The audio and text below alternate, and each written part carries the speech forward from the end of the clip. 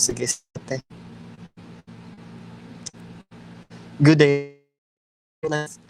Thank you to the former student who have invited me to be the resource speaker for your university with the topic and strategy in the new normal. I would like to give a shout out as a means of saying thank you to Mr. Chris Oracion for this opportunity given to me.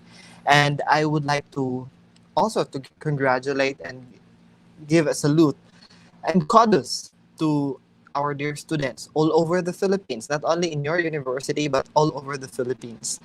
Sa tapang ninyo, for your bravery of continuing your education during this uncertain time. Kasi karamihan nag-give up, karamihan hindi nagpatuloy, natakot, karamihan ay nag-alinlangan at nagdalawang isip. Pero kayo nagpatuloy kayo and you continued and you did not make it to a point na maging hinder yung sitwasyon natin ngayon. And then you continued with with the learning process na hindi kayo ma-left behind ng isang taon or isang semester dahil sa pandemic na to. And for this day, we will be discussing important topic when it comes to the challenges and strategies pagdating sa marketing. But we are not just merely focusing on hospitality or tourism alone, but the concept and the ideas that I would like to share to you all has something to do with a generic concept on the entire business per se, in the entire business landscape. These are the tips, the ideas na isi-share ko sa inyo.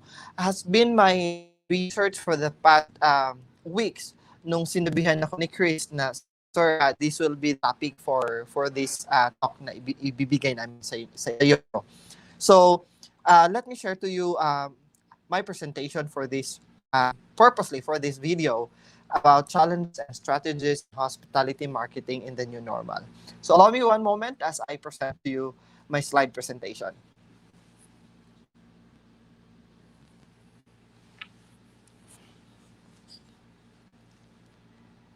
Sige, let me try to have this bigger.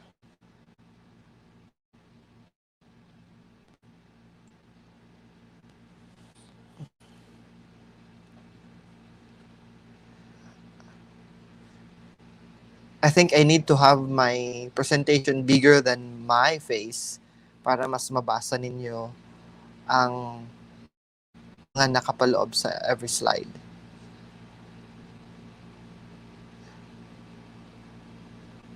Yeah. So there you go. COVID-19 pandemic has made it imperative for business leadership to adopt strategies that enable businesses to continue profitability and revenue growth during an unprecedented and unpredictable moment in the history of the world. For the information of everyone, hindi lang takas ng pandemic. We started with a health crisis, and now we are feeling not just only health crisis, economic crisis as well. And on this talk, on this or video, I am going to share to you three major subtopics that I'd like to share afternoon or this day with you all.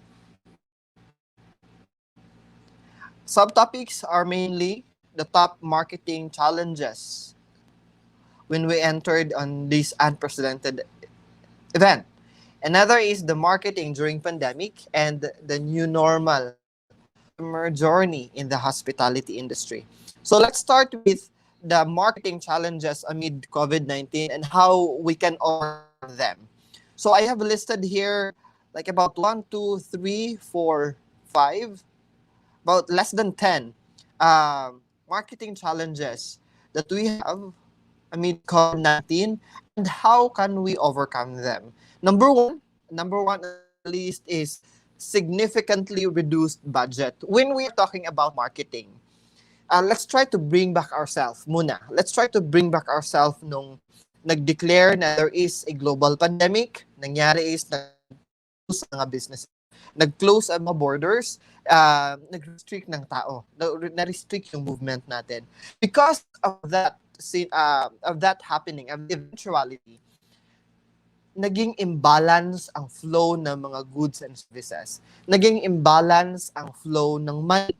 So because of that, ang nangyari, businesses and business owners are forced to cut cost.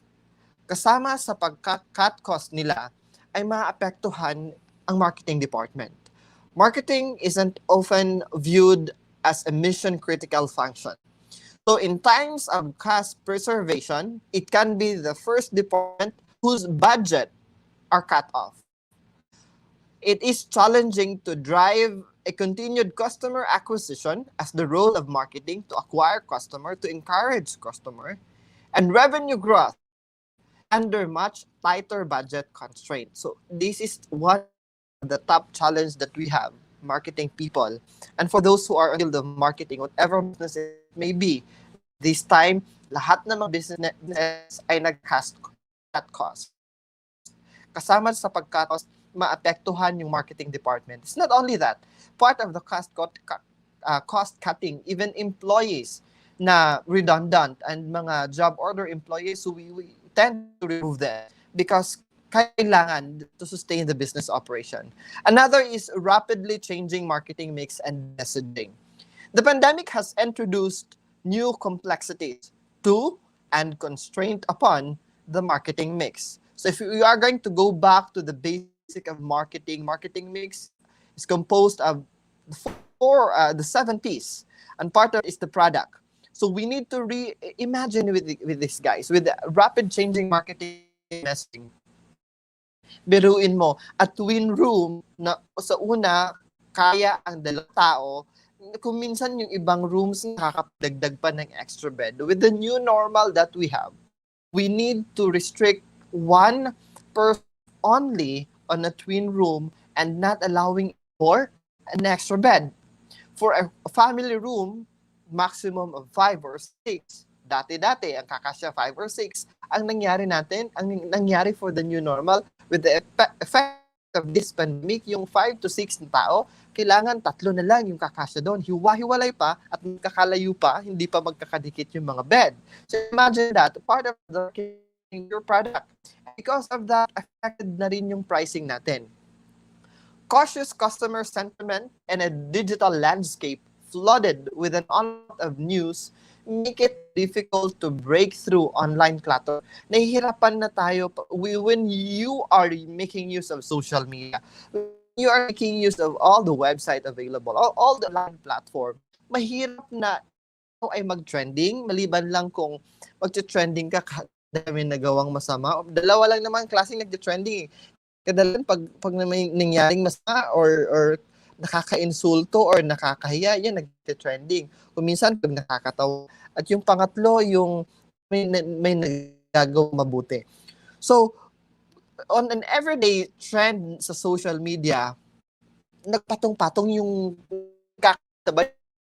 So definitely, if you are a resort or hotel who's promoting something, isipin mo mapapansin at hindi mapapansin yung post mo because the flooded onslaught of news and information and posts on the social media.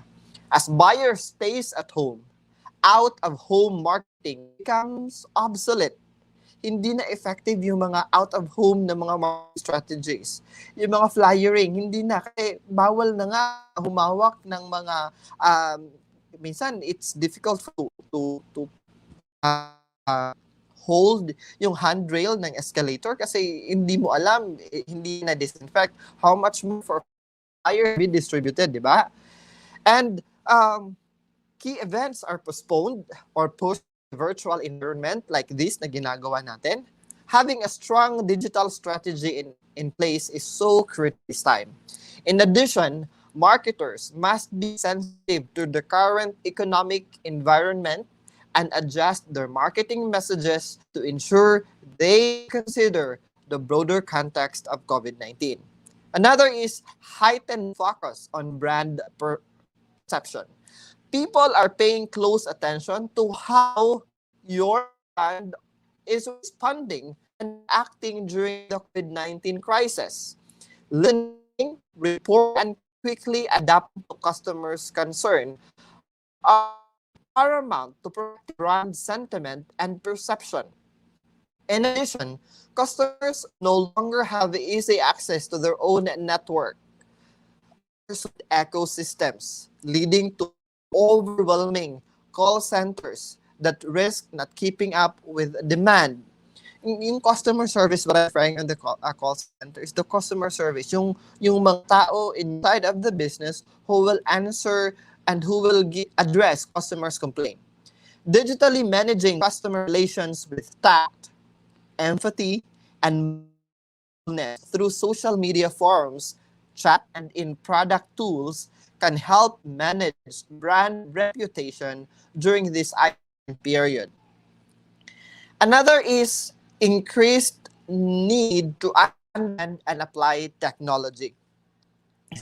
The need for businesses to shift from the traditional way to virtual customer experience model reinforces the need for marketing leaders to continue to embrace technology at hindi ganon kadali when you are adapting to changes. And this entails still budget. Successfully applying technology that drives a cohesive digital purchasing experience will be the differentiating factors marketing organizations that those that are constantly in triage. Additionally, the ability to track, report, analytics across customer touchpoints will become critical to showcasing success during this time of churn. Now let's proceed to bolder customer report. Why is it considered to be one of those top marketing challenges? Customer always need enables company to actively monitor and respond to customer across multiple digital channels. If your brand is making use of different social media platform to promote, you are going to encounter overwhelming information from each avenue. Halimbawa na lang, you are a resort, you have a Facebook. You have a Facebook page, you have a Facebook account.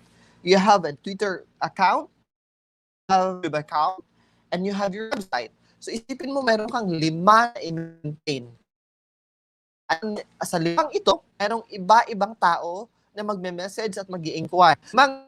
Nyo na to mong sagutin. Or else, of course, 5 minutes is very crucial, ladies and gentlemen, in dealing with digital marketing and digital platform. People to demand and want mas agad yung queries nila, yung nila. This customer actively in a region helping to drive 1:1 engagement through these different channels that customer prefer to communicate. This customer engagement can then be sized and shared across the different parts inside of your business, providing insights that can help optimize the customer's experience.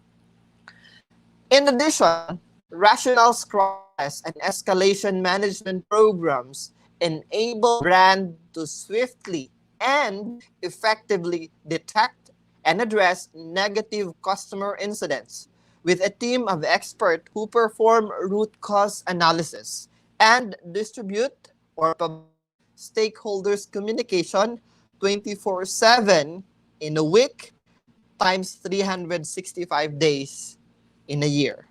So imagine that you promptly adhere to the customer's complaint, yung makikiramdaman mo yung mga hinaing, or else pagpabayaan mo lang to, it will outburst.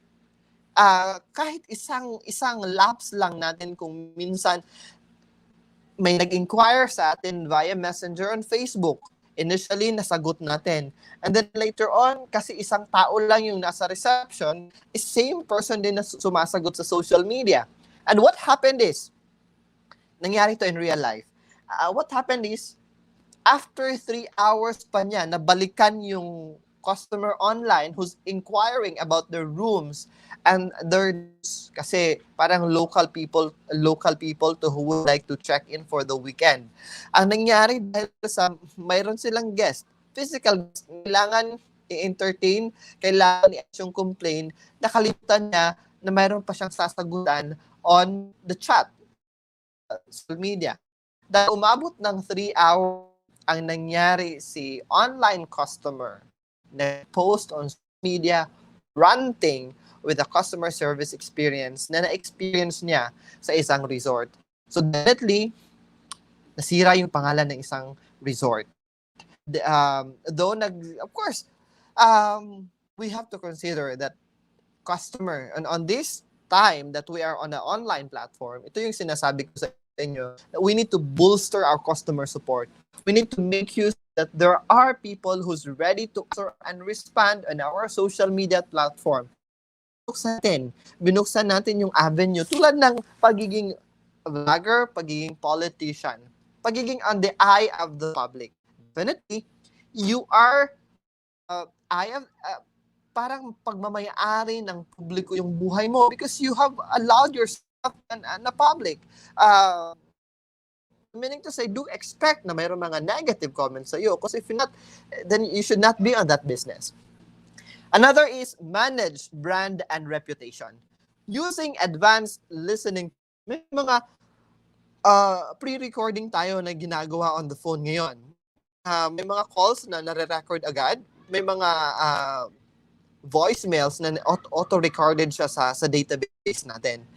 And we have also a custom social listening dashboard where companies can scan digital landscape for brand and keywords mentioned. So, kinakailangan meron tayong ganito na, it's important. Dito ko na-appreciate yung hashtag. Alam mo yung hashtag? When people are posting and using the hashtag and then ini-include na yung name ng resort ninyo, if you go down and do search, madali kang makita, madali kang mahanap. This in turn provides insight, recommendation about brand sentiment and reputation management, including opportunities and potential areas of risk. But because of social media, dapat extra careful din tayo because madali tayong masira. Madaling sirain ang pangalan natin. Unlike before, na mahina at mabagal makarating sa ibang panig ng Pilipinas o ibang panig ng probinsya. Kung nasa isang probinsya ka, you're in an island composed of like 10 municipalities. You are in a province with this type of landscape. Matagal bago makarating yung balita sa kabilang dulo ng isla, di ba? Noong unang panahon. This time, in a matter of a finger, nakapag-order lang yung customer ng pagkain at na pagkatanggap ng customer, pagka-deliver, nakita niya may buhok yung pagkain, pinicturean in social media, pinost, binanggit yung pangalan ninyo, kung saan sila order, patay kang bata ka, diretso, sira yung pangalan mo, sira yung reputation mo. That's why we need to be extra careful this time. Sometimes, if kahit extra careful na nga tayo, kung minsan darating at dumarating pa rin yung mga ganyang scenario. Another is effectively acquiring new customer or effectively acquiring new customer. As potential customer navigate their online buying journey, the global demand center on the internet builds a bridge between marketing and sales in a fully measurable way across the digital ecosystem. So it spans a go-to-market strategy, demand generation, campaign management, and customer acquisition and nurture. This comprehensive offering provides everything from marcom strategy and marketing automation implementation to content strategy production and media buying management. The solution is also extensible to vast network of systems, integrator partners, allowing the brand and partners to jointly go to market in a way that generates packable cross-selling opportunities. So we need to link for us to be able to acquire further customer, we need to link and build bridges along with other businesses who are also delivering the same services with us. Ba, nakikita mo dyan sa Facebook, nauso yung marketplace. Pag naghahanap yung tao ng mabibilhan ng ganito, may ma-acquire ng ganito, ng mga ganito. So, you need to be intact and to be in attach with these things para madala ka, maisama ka sa mga choices ng mga client. Another is enable and optimize remote teams.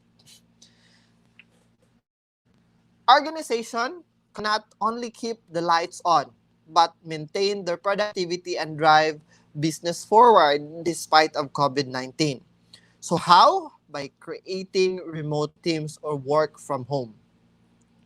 Work from home enables companies to collaborate in a workshop-like environment that support rapid addition, iteration, and prototyping.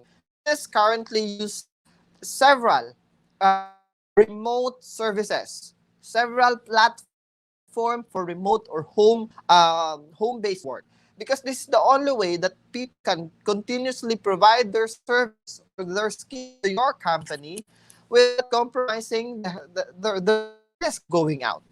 Another is the second topic that we have.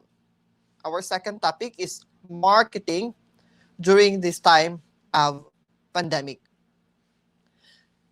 So, if there are challenges, there should be opportunities. If you are a businessman, if you are an entrepreneur, if you look at things differently, hindi ka yung tipong reklamo ng reklamo, problema na naman, kamot ulo na naman, and every challenges that comes in, there are opportunities that to look into. So I'm giving, let's discuss 5 ways industry can effectively market themselves in the era of COVID-19. First is, we need to reintroduce ourselves. Even if your business is already a household name, when you say household name, kilala ka na.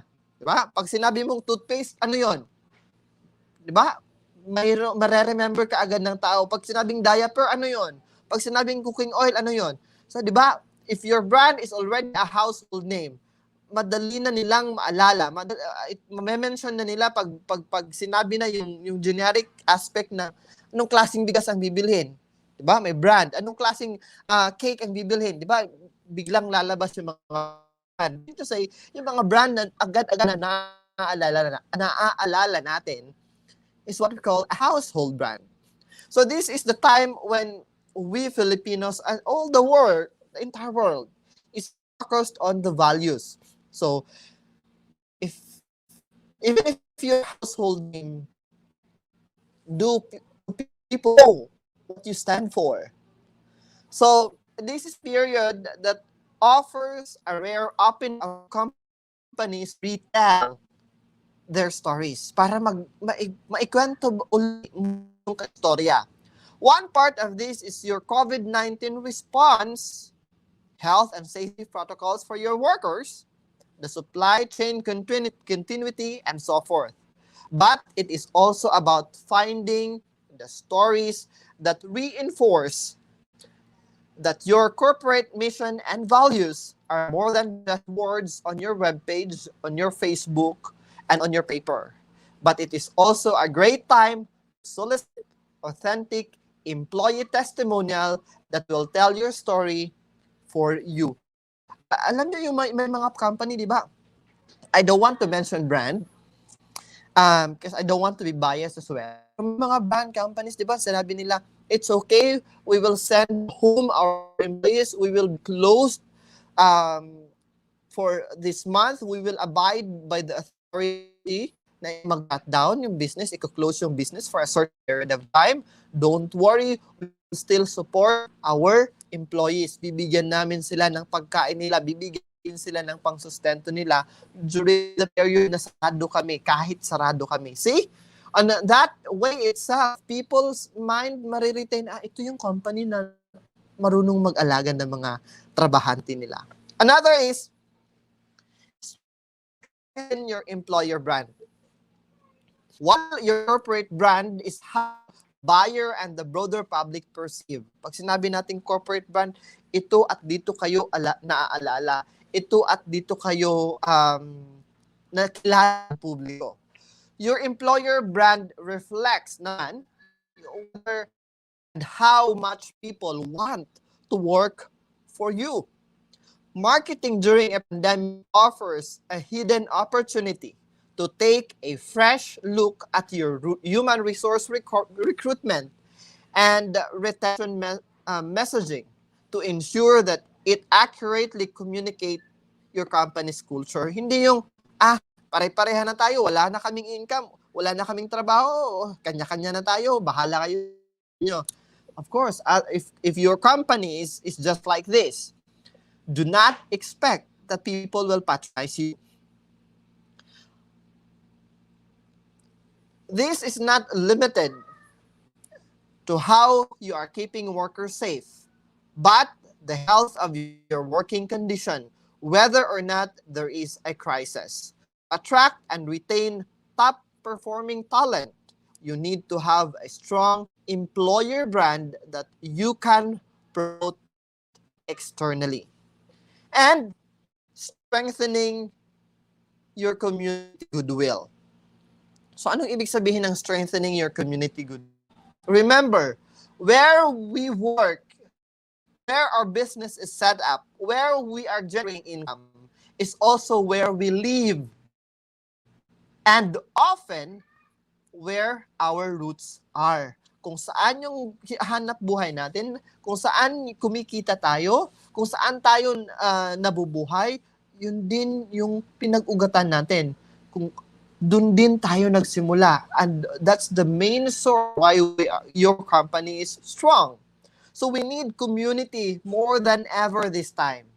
And now is the ideal time to communicate how your company is a valued community partner, whether you're ramped up action of vital supplies, you donated resources, alcohol, face shield, face mask, food for the frontliners, or have your employees volunteered to a local food pantry.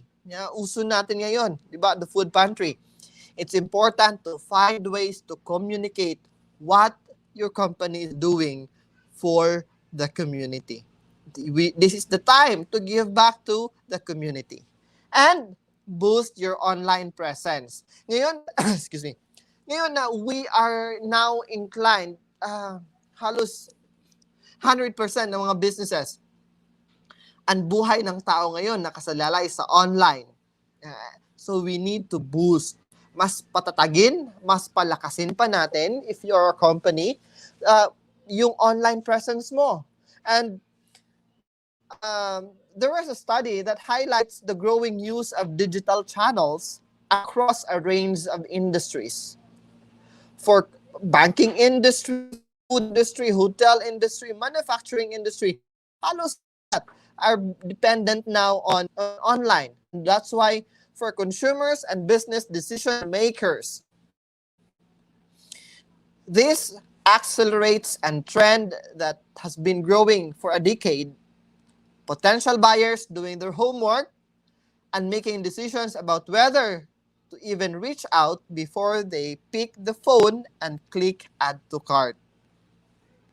Now is the time to ensure that you're giving prospect a steady stream of thought, leadership articles, blogspot, and data-driven information. They vet your company's smart and value of doing business with you. Clients this time do comparison. Client this time review comments, review ratings. Halos 8 out of 10 na mga online buyers talagang tinitingnan muna, bina-background check muna nila yung bina-background check muna nila yung seller bago yung product. Pagkatapos iba-background check naman nila how effective the product is, di ba? So maybe this is the time to incorporate podcast series in your marketing mix, creating vlogs, and so many things to add more virtual content from socially distanced photos from your premises, your business, to people's home as they work from home. And another is invest in virtual events. With most trade shows that has been canceled into the foreseeable future, virtual events offer fresh way to get your team in front of prospects. At in fact, this is mas mura nga tong pamamaraan eh. But you need just to make strategy para makuha ninyo yung greater audience. Identify opportunities to speak at your virtual conference or create your own conferences or webinar. Yes, you may join others who are doing online virtual webinar, or you can create webinars and invite your prospect clients to join. For example, can you bring together industry leaders for an online conversation about pandemic lessons they learned? Can you turn your latest trend research into a webinar or prospective buyers? Take advantage with the intimacy of a small screen, mobile phone, laptop, to talk or discuss to your key audience or to the key player and the key clients that you have. How to get these things all done? Of all those things I mentioned, sir, paano, Franz, how can we make realistic? And here are my suggestion. Okay? 1, review your current marketing plan. Tingnan mo muna, pag-isipan mo muna, kasi sabi ko, di ba, obsolete na yung traditional marketing. Nung natamaan tayo ng pandemic, nabago lahat. 360 degrees na bago. So, hindi na nga masyadong effective yung marketing via television eh. Mas effective ngayon yung marketing via social media, di ba? So, review your marketing plan and let's continue. Concentrate on the areas that will deliver the highest return. Doon ka mag-focus kung saan malaki ang income ninyo, kung saan malaki at maaalala kayo ng mga tao, kung saan malaki ang impact para sa client ninyo. And once you have identified the key activities, excuse me, do them constantly, measure your results, and keep refining to improve. Of course, huwag tayong makakampante. Okay, nakuha ko na, ito na gusto nila. Of course, isipin mo, hindi lang ikaw ang producer, hindi lang ikaw ang nagbebenta, hindi lang ikaw ang player sa business na yan. Marami. That's why you need to refine yourself for improvement. If your external teams are overwhelmed due to the pandemic, partnering with an external team can give you access to new and emerging skills, not only skills, but ideas that can benefit your marketing effort. The pandemic and COVID-19 has changed the landscape, but don't let it follow your marketing activities. By doing so, can put you at risk of losing momentum and your earnings. Then, now we'll proceed to our third agenda for this webinar series, or for this webinar, and I will be discussing to you about strategies for the hotel and tourism industry during this pandemic. If you are also thinking about how your business should confront paano natin naharapin yung COVID-19 crisis, or if you have already taken the first action to adapt the new normal, the so-called new normal, in this topic, in this last portion of my talk, I'm going to explain several interesting measures that I have read, heard, and seen from different professionals in this industry. And from my point of view, I will also share things na pwedeng ang naman at sasabihin kong applicable for the new normal. A situation of unprecedented instability is generally a good reason for cuts and exceptional measures, as well as new opportunities in the hotel industry. The speed with which everything is happening from the day one of COVID crisis up to this point, COVID-19 pandemic is contrasted by the severe measures that have paralyzed travel. This has given rise to an increase in the number of hotels that have decided to close their doors. Yes, and even our neighbors here in Panglao. I know several na hanggang ngayon hindi nakapag-open. Even us, in our business, hindi pa kami nakapag-open. And we decided. Why? Because mas malaki ang daily operational cost namin kaysa sa projected or forecasted namin na income. So we decided na let's just step backward lang muna. This has given a rise to increase in the number of hotels that have decided to close their doors. The intention of this topic is therefore to share some good practices to face during the next few months or years of these uncertain times. So, what have been the most common actions among hotels and tourism industry companies? Ano ba yung mga naging steps nila? So, let's talk about, first is flexibility measures. And I would like to suggest also this to all people in the industry. We need to be flexible this time.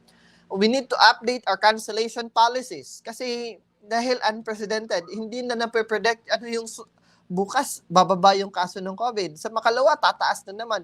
It's unpredictable. So, update cancellation policies, including new measures, specifically for pandemic, natural disasters, epidemic, and different levels of international alerts. Offer free cancellation against local, international restriction, or for cancellation of large events.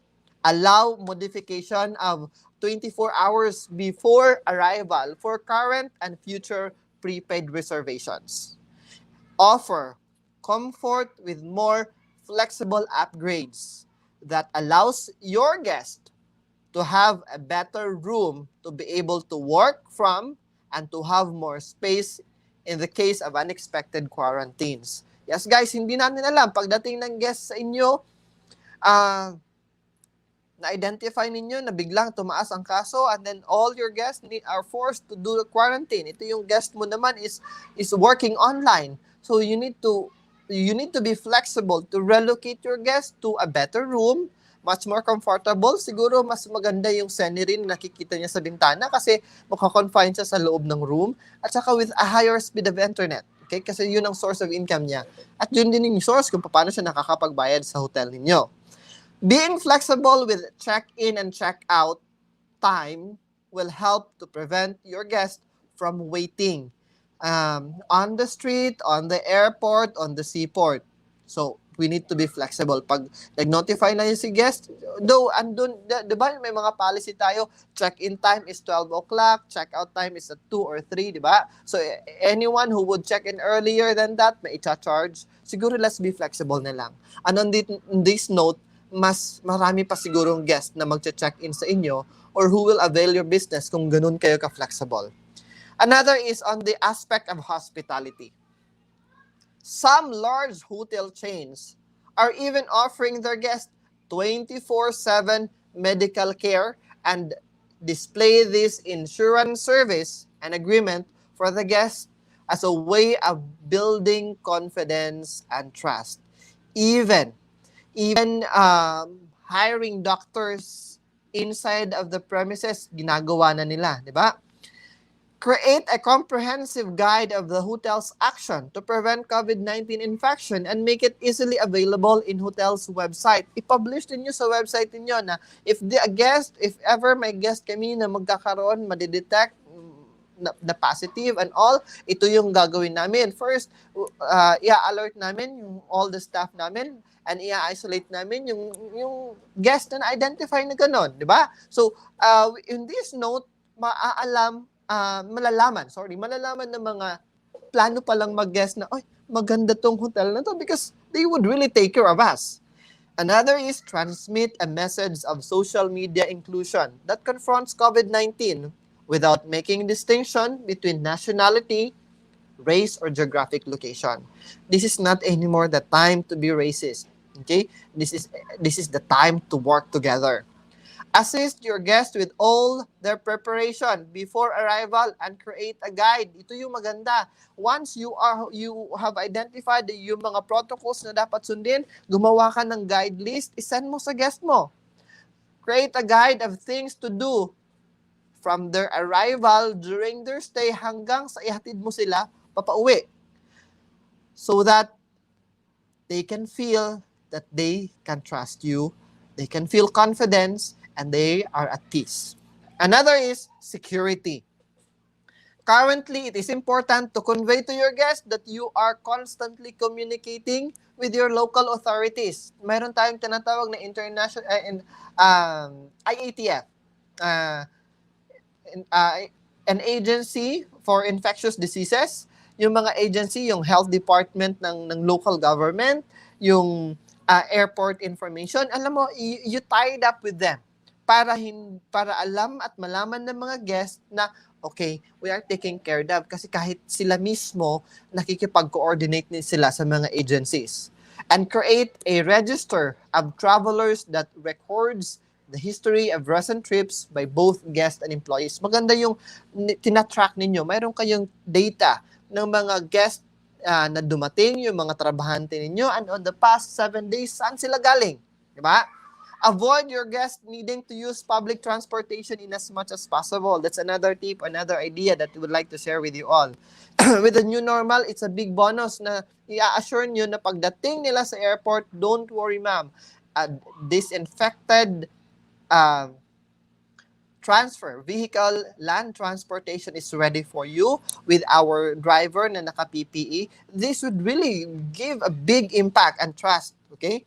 So, avoid your guests of needing to use public transportation by ensuring transfers to the accommodation from the airport or the seaport and stations like, okay? And provide frequent uniform laundry services. Ito yung maganda. What if, di ba? Kasi may laundry department naman kayo para walang contamination at hindi mailabas yung uniform ng mga trabahante ninyo. If off na sila, you have to change yung uniform nila, ilagay nila sa laundry department. Yung laundry department na yung bahala na maglaba. Assured pa tayo na yung uniform na yan hindi dumating at hindi nakaapak ng palengke, ng simbahan, ng kahit kung saan-saan, that will lead na sila yung makakapagdala ng virus papasok ng property ninyo, di ba? So, providing frequent uniform laundry services and establishing an internal laundry protocol for all staff to allow para mas mag-gain ka hindi lang confidence ng guest, even your employees. Laundry and beddings are of vital importance. So, a review of the entire process of cleaning our beds and linens is highly recommended. In fact, kasama na pagkatapos ng disinfection, ng nag-spray and all, pagkalagay ng mga air purifier, diba? Minsan, bago gamitin, we leave 24 hours the room, naglalagay tayo ng UV lamp sa loob, and within 24 hours, binabakante muna yan bago ulit pasukan ng bagong guest. This is to ensure na patay yung virus kung may virus man sa loob, di ba?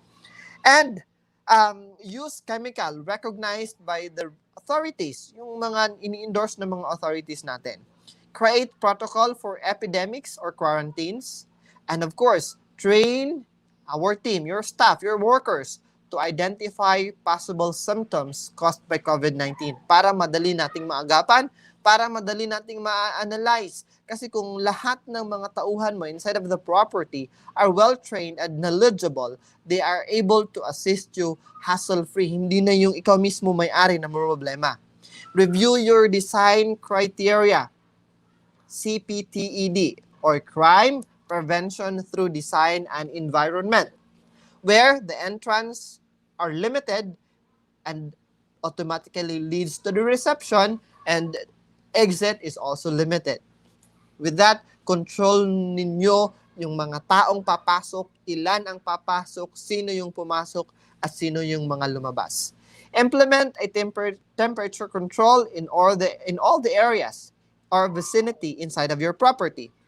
The ventilation system should be revised with a specific maintenance or protocol that increase disinfection frequency and require external suppliers as well to adhere to equivalent hygiene and safety measure. Yung mga suppliers, yung mga nagdadala ng mga goods and services papasok sa resort or hotel natin, dapat sila rin are bounded with our health protocols na hindi sila makakapasok unless naka-PPE sila. Na bago makapasok ang isang box, kahit maliit o malaking box na yan, i-disinfect muna. See?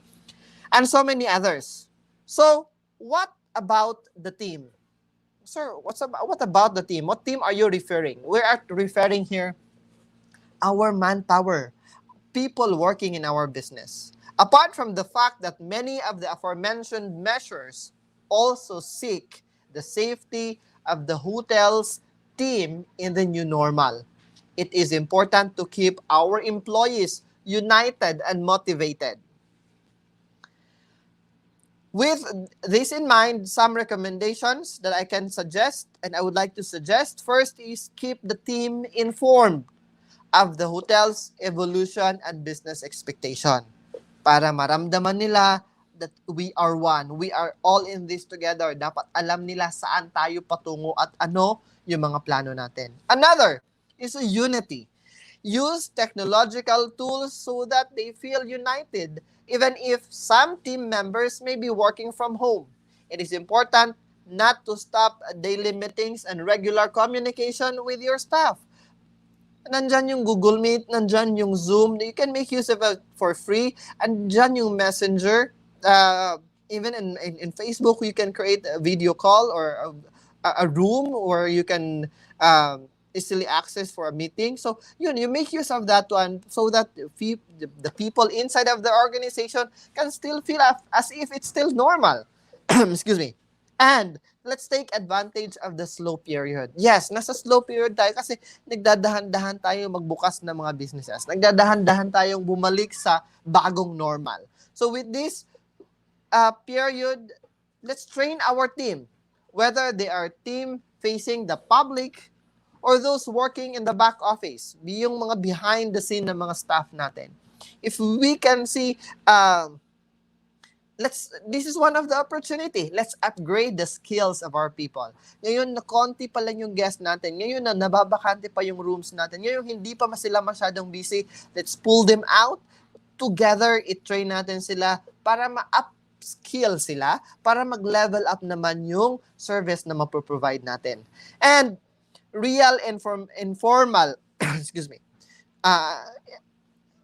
involved staff members, let's involve our staff members in the action taken to prevent COVID-19. Mas maganda kung kasama natin sila sa pagplano hanggang sa execution. Mahalaga yon. Why?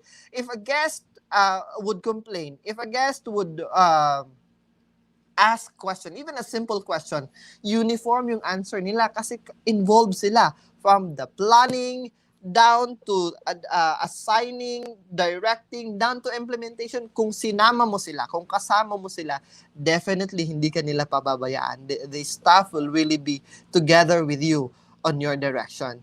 And real informal expectation of what your new work environment will be like, what tools, resources, and obligations you will have. And at the same time, mas mapagagaan pa yung bigat ng nararamdaman ninyo sa crisis na sitwasyon kasi you are together. Now, let's talk about marketing in the new normal. Excuse me.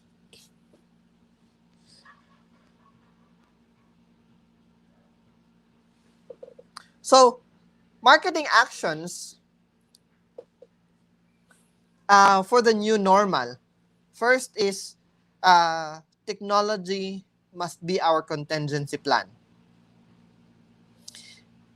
As we already know, I mentioned ko kanina, there is a clear need for us for a further digital transformation of the industry in order to meet the level of personalization the guest demands from us.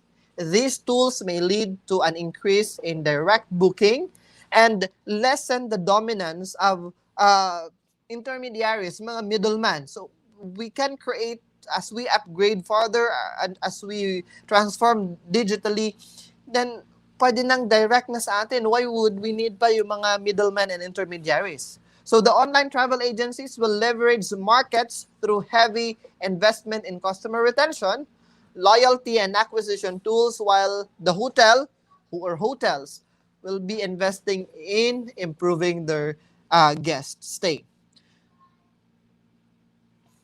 The new normal under COVID-19 seems to have made the sector realize that investment in innovative technology must have a clear return of investment where the impact can be measured by looking in our percentage revenue. So let's proceed to how should hotel consider this time. What are those things that we need to consider? If we finally decided, if you're a business owner and you wanted to take action in some of these areas, so here I would like to recommend before you start to make sure that the following points are under control, as they will save your problem in the future. So here are some useful guides from this presentation. First is staff training. Can staff possible answer questions, guest questions, and guest complaints? Will the hotel need certification of a kind? Can staff job duties be changed to perform new function? So these are the questions. And then if the questions are you're having a hard time, oo nga no, masasagot kayo ng mga tauhan ko yung mga ganitong tanong.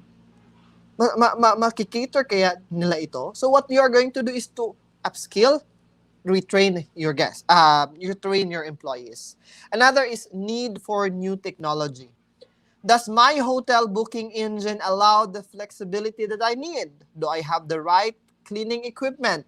Do I have the software application needed to reserve additional services? Does my team have time to implement all of these changes? Does my website transmit security to visitors? So, you need for a new technology. And possible fixed or variable expenses. Can my hotel assume cancellation expenses? Kaya ba? Hindi ba ako malulugi? Kasi pag biglang mag-cancel, kasi biglang magla-lockdown yung lugar nila, di ba?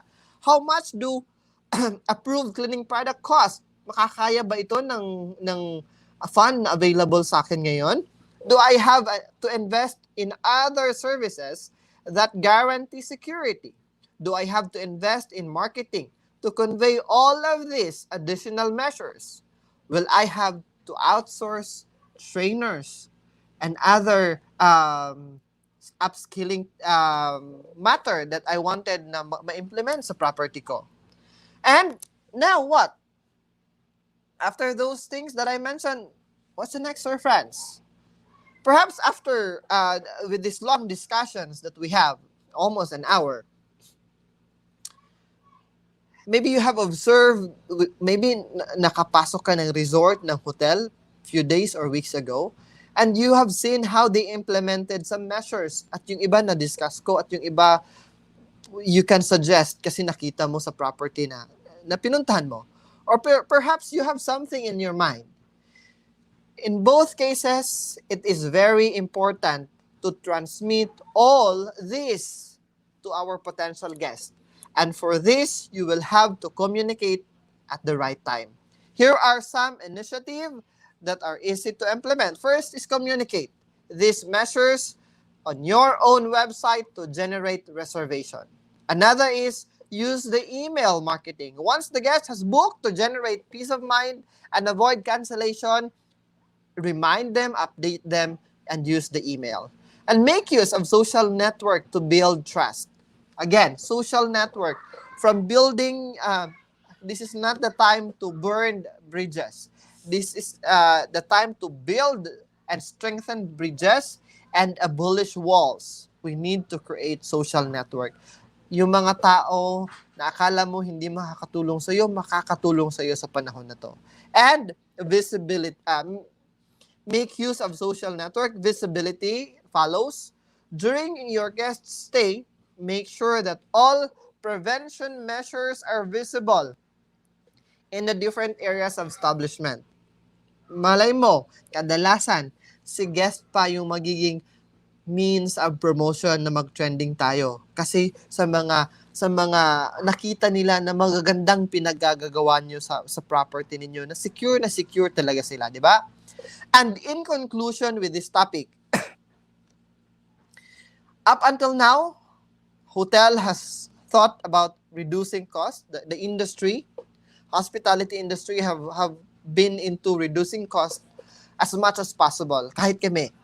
But in the coming weeks and months, we will have to accept the situation not anymore as normal, new normal, but normal, and begin implementing measure to increase reservation.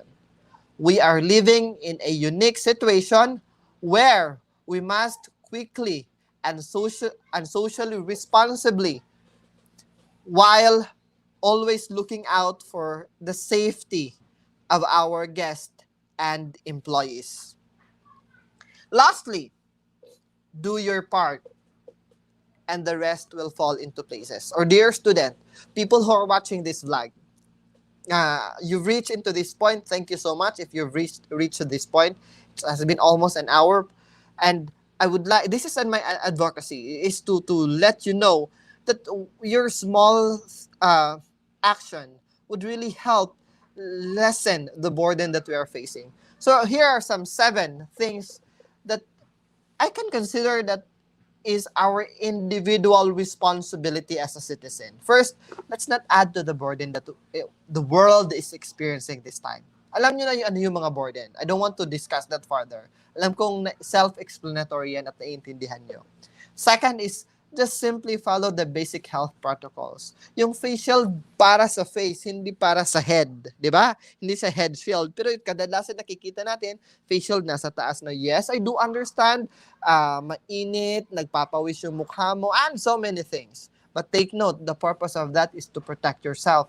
And how will it protect you kung nasa ulo yan, hindi naka-cover sa mukha mo? Same as well with the mask. Yung mask is dapat natatabunan yung long hanggang dito sa baba ng bibig natin. Kadalasan marami tayong nakikita na nandito na yung mask nila. So how can you protect yourself? And number 3, buy local and patronize local product. Yung mga tao na nagbebenta sa kilid ng daan, bibenta ng saging at kung ano-ano, tulungan natin sila. Because yung pagbebenta nila is for them to survive in a day. Unlike yung mga malalaking mall, of course, it's nagpapayaman, totoo naman. Pero of course, tinutulungan din naman nila yung mga trabahante na may trabaho, di ba? Pero ito namang maliliit na nagbebenta, they are selling not to gain profit. They are selling for survival. Kaya please, tulungan natin sila. Online selling. Mga kakilala natin na nag-online sell, wala namang mawawala at hindi naman mahal ang mag-share at mag-like. That simple thought, malaking tulong na yan para sa kanila. Hindi man ikaw yung bibili. Malay mo, ikaw yung naging bridge para maraming may bumili sa kanya. Another, do not spread hate and fake news. Stressful na. It has been too much. Kaya let's stop the hate and fake news. And let's focus on how we can improve ourselves. Take good care of yourself. Overburden na yung mga hospital. Marami ng pasyente sa loob. So, first is to take care of yourself. Because once each and every one of us, bawat isa sa atin aalagaan yung sarili natin, siguro hindi ganito kalaki ang number ng mga nagpupositibo. And help at home. We are now staying at home. Work at home, studying at home. Kung ikaw ay isa sa mga taong nag-work at home, nagsa-study at home, in as much as possible, tulungan natin yung breadwinner natin sa bahay to ease the burden. Pwede tayong maghugas ng plato, pwede tayong maglaba, pwede tayong maglinis. In this simple thought, we're helping, okay? Magtanim ng mga halaman, magtanim ng mga gulay para later on mayroon tayong aanihin. And lastly, let's pray. Let's pray to God that this will end, that we will be surviving.